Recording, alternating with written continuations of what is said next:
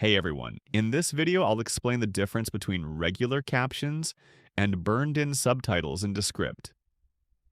First, captions in Descript are the text overlays you see while editing.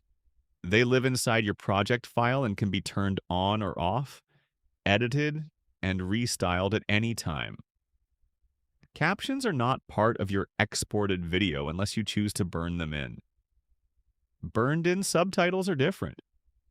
When you burn subtitles into your video, the text becomes a permanent part of the video image itself.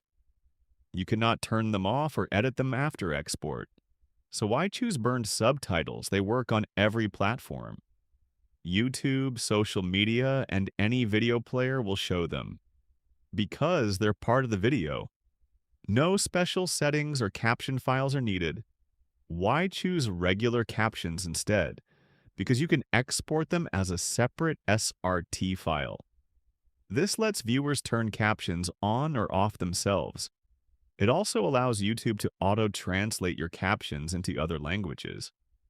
On the free plan, you can do both.